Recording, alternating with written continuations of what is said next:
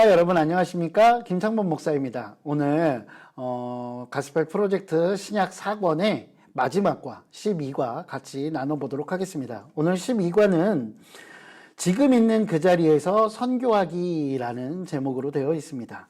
이 과는 어떻게 보면 말씀드렸던 것처럼 신약 4권의 마지막과이거든요. 그래서 신약 4권을 통해서 사도행전에 기록된 선교의 역사들, 그 역사들을 돌아보는 마지막과라고 할 수 있을 것입니다. 선교 역사의 마지막과의 제목이 지금 있는 그 자리에서 선교하기라고 되어 있는 것은 매우 의미심장하다라고 생각합니다. 예수 그리스도의 복음을 전하고 그 사랑을 증거하는 그 선교는 우리의 삶의 자리에서 이루어지는 것이라는 거죠. 그리고 내가 지금 서 있는 자리, 내 삶의 자리에서 계속 되어져야 한다라는 것입니다. 그럼 본격적으로 한번 이 12과 내용으로 들어가 보도록 하겠습니다. 첫 번째, 자기 직업을 복음을 선포하는 토대로 삼으십시오. 사도행전 18장 1절부터 4절까지의 말씀입니다. 한번 같이 읽어보도록 하겠습니다. 그 후에 바울이 아덴을 떠나 고린도에 이르러 아굴라라는 본도에서 난 유대인 한 사람을 만나니 글라우디오가 모든 유대인을 명하여 로마에서 떠나라 한 고로 그가 그 아내 브리스길라와 함께 이달리아로부터 새로 온지라. 바울이 그들에게 가매 생업이 같음으로 함께 살며 이르라니 그 생업은 천막을 만드는 것이더라. 안식일마다 바울이 회당에서 강론하고 유대인과 헬라인을 권면하니라. 아멘. 고린도에서의 선교 첫 번째 내용인데요. 사도행전 18장은 바울이 고린도에서 복음을 전하고 또 교회를 세워가는 장면들, 그 장면들을 보여줍니다. 그런데 고린도에서의 사역은 사도 바울이 이전까지 해오던 사역들과는 굉장히 다른 형태, 다른 모양의 모습들을 보여줍니다. 그것이 무엇이냐면 이전에는 어떤 철학자들이나 아니면 많은 사람들 앞에서 굉장히 논리적이고 지적인 토론, 쟁론들을 펼쳐왔다고 하면 고린도에서의 사역은 그런 것들과 달리 사람들의 삶 그 안에 같이 녹아들어서 그들과 함께 일하며 함께 살아가며 복음을 전하는 모습을 보여주게 됩니다. 선교라고 하는 것, 그것은 어떤 특별한 공식, 특별한 법칙이 있는 것이 아니라 그 상황에 맞춰서 그 삶의 자리에 합당하게 하나님께서 이끄시고 성령께서 인도하여 주시는 그 모습대로 해나가는 것, 복음을 전해나가는 것, 그것이 바로 선교라고 할 수 있을 것입니다. 그리고 이 사도행전 18장 1절부터 4절에는 굉장히 중요한 인물 두 명이 나타나죠. 바로 아굴라와 브리스길라와 아굴라라는 이름입니다. 아굴라라는 남자입니다. 아굴라가 남편이고 브리스길라가 부인이라고 할 수 있는데 이 아굴라는 흑해 남쪽 지역의 어떤 디아스포라, 방랑하던 유대인들 가정에서 태어난 것으로 보입니다. 본도 지역이 로마 지역의 속주가 된 이후에 그 로마 황제가 로마에서 모든 유대인들을 추방하는 사건이 벌어집니다. 아마 그때 이 아굴라와 브리스길라도 이쪽 고린도 지역으로 이주해 온 것으로 보입니다. 바울이 그들을 만난 것, 아굴라와 브리스길라를 만난 이유는 무엇이냐면 어떻게 보면은 뭐 처음부터 계획하고 있었다라기보다는 그들의 생업이 같았기 때문에 그들이 함께 만날 수 있었다라고 오늘 성경은 우리에게 이야기해주고 있는데요. 아굴라와 브리스길라는 천막 만드는 일을 하고 있었습니다. 결국에 사도 바울도 어떤 일을 하고 있었다는 거죠? 그렇죠. 천막을 만드는 일을 하고 있었던 사람입니다. 그래서 우연히 이들을 만나게 됐고 아굴라와 브리스길라가 사도 바울이 하는 사역을 함께 도와주며 자신들의 집을 거처로 사용할 수 있게 해주게 됩니다. 바울의 선교 사역의 상황은 지역에 따라 시시각각 변하는 모습을 우리는 보여줄 수 있습니다. 그러나 중요한 것은 그 상황에 막 휘둘려서 하는 것이 아니라 그 자리에서 자신이 할 수 있는 일을 하며 그 사역을 감당하는 모습, 그 모습은 우리에게 오히려 굉장히 큰 귀감이 된다라고 말씀드릴 수 있을 것입니다. 더욱이 아굴라와 브리스길라 역시 자신들이 하고 있는 일, 그 일을 멈춰두는 것이 아니라 자신들의 일을 감당하면서도 바울의 사역을 함께 도와가며 동역자로서 그 선교 사역을 감당하는 모습을 보며 우리에게 굉장히 큰 도전을 주는 것 같습니다.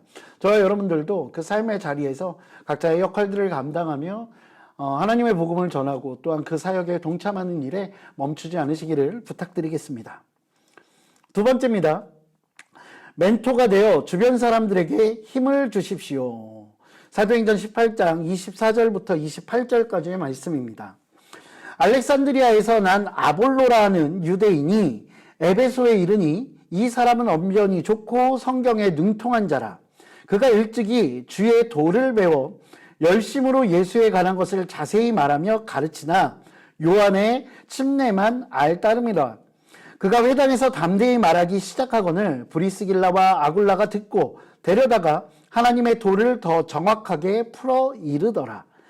아볼라가 아가야로 건너가고자 하므로 형제들이 그를 격려하며 제자들에게 편지를 써 영접하라 하였더니 그가 가매 은혜로 말미암아 믿은 자들에게 많은 유익을 주니 이는 성경으로서 예수는 그리스도라고 증언하여 공중 앞에서 힘있게 유대인의 말을 이김이러라. 아멘. 에베소에서의 브리스길라와 아굴라입니다. 바울은 고린도를 떠나서 수리아 지역을 향해서 떠나게 됩니다. 그런데 그 수리아로 떠나는 과정 가운데 아굴라와 브리스길라와 아굴라도 함께 동행하게 됩니다. 그런데 그들이 에베소에 도착했을 때 바울은 아굴라와 브리스길라가 그 에베소에서 조금 머물러서 그곳을 좀 맡아줬으면 하는 이야기들을 하게 됩니다. 그리고 자신은 계속해서 혼자 수리아를 향해서 선교의 그 여정을 가게 됩니다. 바울이 에베소로 돌아오기 전까지 그래서 아굴라와 브리스길라는 에베소에서 머물며 그들의 사역을 하고 있는 상황이었습니다. 그런데 여기서 아볼로라는 인물이 등장합니다. 이 사도행전 8장에서 또 다른 인물인 그 아볼로라는 인물이 등장하는데 이 사람은 어떻게 보면 굉장히 중요하죠. 이집트의 알렉산드리아 출신이었던 이 아볼로는요, 열정적으로 예수님을 전하는 사람이었습니다. 그런데 문제가 좀 있었습니다. 예수님의 행적과 말씀에 대해서 잘 알고 있었지만 몇몇 부분들에 대해서는 그 지식이 조금 부족했다라고 할 수 있는 것입니다. 열정은 너무나 뛰어난데 그가 알고 있는 것이 너무나 적어서 그가 전하는 부분들에 있어서 조금 부족함들이 있었다라고 사도행전은 기록하고 있는 것이죠. 3번 멘토 그리고 동역인데요. 브리스길라와 아굴라는 아볼로를 보면서 그런 생각을 했습니다. 저 사람은 우리의 동역자이구나. 사실 여러 가지 단점들이 있어 보이는 그 아볼로를 깎아내릴 수도 있었을 것입니다. 그럼에도 불구하고 오히려 브리스길라와 아굴라는 그를 도와주고 더 성숙한 하나님의 일꾼이 될 수 있도록 그를 멘토링해 준다는 것입니다. 브리스길라는 그리고 아굴라는 그 아볼로가 더욱 성장할 수 있도록 돕는 멘토의 역할을 감당했다는 것입니다. 여러분, 어느 누구도 완전한 사람은 없습니다. 그 서로의 부족한 부분을 채워주고 성장시켜주는 서로의 멘토가 되어줄 때 비로소 하나님의 사역은 더욱더 완성된 모습으로 나아갈 수 있다는 것입니다. 서로에게 멘토가 되어주는 것, 서로의 부족한 부분을 메꿔주고 힘이 되어주는 것, 그것이 바로 하나님께서 기뻐하시는 동역이라고 할 수 있을 것입니다. 세 번째 주제입니다. 다음 세대에 신실함의 유산을 남기십시오. 사도행전 20장 17절부터 38절까지의 말씀인데요. 이 부분은 조금 많이 살펴보도록 하겠습니다. 바울이 밀레도에서 사람을 에베소로 보내어 교회 장로들을 청하니 오매 그들에게 말하되 아시아에 들어온 첫날부터 지금까지 내가 항상 여러분 가운데서 어떻게 행하였는지를 여러분도 아는 바니 곧 모든 겸손과 눈물이며 유대인의 관계로 말미암아 당한 시험을 참고 주를 섬긴 것과 유익한 것은 무엇이든지 공중 앞에서나 각 집에서나 거리낌 없이 여러분에게 전하여 가르치고 유대인과 헬라인들에게 하나님께 대한 회개와 우리 주 예수 그리스도께 대한 믿음을 증언한 것이라. 보라, 이제 나는 성령에 매여 예루살렘으로 가는데 거기서 무슨 일을 당하는지 알지 못하노라. 오직 성령이 각 성에서 내게 증언하여 결박과 환난이 나를 기다린다 하시나 내가 달려갈 길과 주 예수께 받은 사명 곧 하나님의 은혜의 복음을 증언하는 일을 마치려 하면은 나의 생명조차 조금도 귀한 것으로 여기지 아니하노라. 보라, 내가 여러분 중에 왕래하며 하나님의 나라를 전파하였으나 이제는 여러분이 다 내 얼굴을 다시 보지 못할 줄 아노라. 그러므로 오늘 여러분에게 증언하거니와 모든 사람의 피에 대하여 내가 깨끗하니 이는 내가 꺼리지 않고 하나님의 뜻을 다 여러분에게 전하였습니다. 여러분은 자기를 위하여 또는 온 양떼를 위하여 삼가라. 성령이 그들 가운데 여러분을 감독자로 삼고 하나님이 자기 피로 사신 교회를 보살피게 하셨느니라. 내가 떠난 후에 사나운 이리가 여러분에게 들어와서 그 양떼를 아끼지 아니하며 또한 여러분 중에서도 제자들을 끌어 자기를 따르게 하려고 어그러진 말을 하는 사람들이 일어날 줄을 내가 아노라. 그러므로 여러분이 일깨어 내가 3년이나 밤낮 쉬지 않고 눈물로 각 사람을 훈계하던 것을 기억하라. 지금 내가 여러분을 주와 및 그 은혜의 말씀에 부탁하노니 그 말씀이 여러분을 능히 든든히 세우사 거룩하게 하심을 입은 모든 자 가운데 기업이 있게 하시리라. 내가 아무의 은이나 금이나 의복을 탐하지 아니하였고 여러분이 아는 바와 같이 이 손으로 나와 내 동행들이 쓰는 것을 충당하여 범사에 여러분에게 모본을 보여준 바와 같이 수고하여 약한 사람들을 돕고 또 주 예수께서 친히 말씀하신 바 주는 것이 받는 것보다 복이 있다 하심을 기억하여야 할지니라. 이 말을 한 후 무릎을 꿇고 그 모든 사람들과 함께 기도하니 다 크게 울며 바울의 목을 안고 입을 맞추고 다시 그 얼굴을 보지 못하리라 한 말로 말미암아 더욱 근심하고 배에까지 그를 전송하니라. 아멘. 사도행전 20장 17절부터 38절까지의 내용들인데요. 어떻게 보면 바울의 이 마지막 고별설교처럼 이야기하는 거여서 제가 전체 본문을 다 같이 한번 읽어봤습니다. 여러분들도 시간 나실 때 다시 한번 이 말씀을 읽어보면 참 바울의 어떤 그 사랑과 애정들 그리고 바울의 귀한 가르침들을 같이 느낄 수 있는 부분이어서 여러분 꼭 한번 다시 읽어보시기 바랍니다.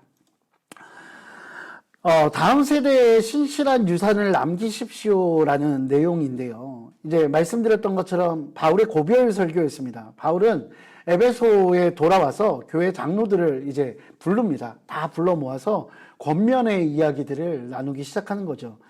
이 고별 설교는 에베소에서 행한 바울의 사역에 대한 회고로 시작해서 그리고 장로들을 향한 사역에 대한 권면 그리고 축복을 내용으로 하고 있습니다. 그런데 왜 이것을 고별설교라고 하냐면 이곳을 떠나서 이제 사도 바울이 그곳에서 죽을 수도 있다라는 그 새로 떠난 그 자리에서 죽을 수 있다라는 마음을 가지고 마지막 아주 마음을 다해서 가르치고 권면하는 내용이기 때문에 굉장히 아름다운 말씀 중에 하나라고 생각이 듭니다. 자, 삶으로 보여주는 유산. 지금까지 내가 항상 여러분 가운데서 어떻게 행하였는지를 여러분도 아는 바니 18절에 이야기를 하고 있죠. 그는 삶으로 신앙인의 삶을 보여주었다는 것입니다. 사도 바울의 사역들, 그 사역들을 보면 많이 이제 우리가 이야기하기에 그는 굉장히 가말리엘의 수하 제자로서 굉장히 지혜로운 자였고 그래서 굉장히 논리적으로 논쟁을 하기도 하고 지적인 토론들을 하기도 했다라고 이야기하지만 그는 말로만 했던 사람이 아니라 그의 삶을 통해서 그의 모습을 통해서 온전히 신앙의 유산을 남긴 사람이라는 것이죠. 그래서 우리는 그 사도 바울처럼 그 삶으로 신앙의 어떤 모본이 되어주고 어떤 그런 삶을 통한 복음 전함 그런 것들을 우리가 한껏 이제 귀하게 여겨서 본받아야 될 것 같습니다. 두 번째, 오늘 읽으셨던 이 17절에서 38절까지의 본문을 보면 기억하라 또는 기억하여야 할지니라 라는 말들을 되게 많이 쓰고 있습니다. 사도 바울은 그의 삶에 있어서 기억할 만한 삶을 살았다는 것입니다. 저는 이 말이 굉장히 제 마음 가운데 와닿거든요. 나의 가치관, 나의 삶의 태도, 그리고 어떤 나의 선택들, 그 삶의 순간순간이 과연 많은 사람들에게 기억될 만한 삶인지, 아니면 기억할 만한 삶인지, 그렇지 못하고 기억돼서는 안 될 삶인지 우리의 삶을 한번 돌아봐야 할 것입니다. 그래서 우리의 모든 것들, 우리의 삶의 순간순간이 다른 사람들에게 모범이 되고 본받을 만한 것인지, 그리고 정말로 유산으로서, 신앙의 유산으로서 가치가 있는지 한번 살펴봐야 할 것 같습니다. 그리고 저와 여러분들이 그런 삶을, 다른 이들에게 기억될 만한 삶을, 기억할 만한 삶을 살아가시기를 주님의 이름으로 축원드립니다. 결론을 보겠습니다. 우리는 어떤 직업을 가지고 살아가든 같은 소명을 가지고 있습니다. 우리는 그리스도인이기 때문입니다. 그리스도인은 하나님으로부터 멀어진 사람들에게 복음을 전하고 주변에 힘들어하는 이들에게 힘을 주고 또한 그들이 신앙인으로 성장하게 만드는 것, 그것이 바로 우리의 소명입니다. 이 소명에 믿음으로 응답하여서 예수님의 사랑을 유산으로 남기는 저와 여러분들 되시기를 바랍니다. 하나님의 계획, 우리의 사명입니다. 하나님은 우리에게 세속적인 환경을 복음을 전하고 교회를 굳게 세우는 기회로 삼으라고 명령하십니다. 어떻게 하면 나의 직업으로 복음을 전하고 열방 가운데 하나님 나라가 확장될 수 있는지 깊이 생각하고 실천하겠습니다. 신앙 안에서 다른 사람의 멘토가 되어줄 수 있도록 노력하고 사랑을 나누겠습니다. 교회 공동체가 세상에 예수 그리스도의 이름으로 신실함의 유산을 남길 수 있도록 나부터 노력하겠습니다.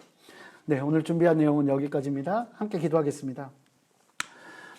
사랑이 많으신 아버지 하나님, 주님 감사합니다. 우리를 먼저 사랑하여 주시고 또한 우리 가운데 귀한 그 예수 그리스도의 사랑과 은혜를 베풀어 주시니 정말로 고맙고 감사합니다.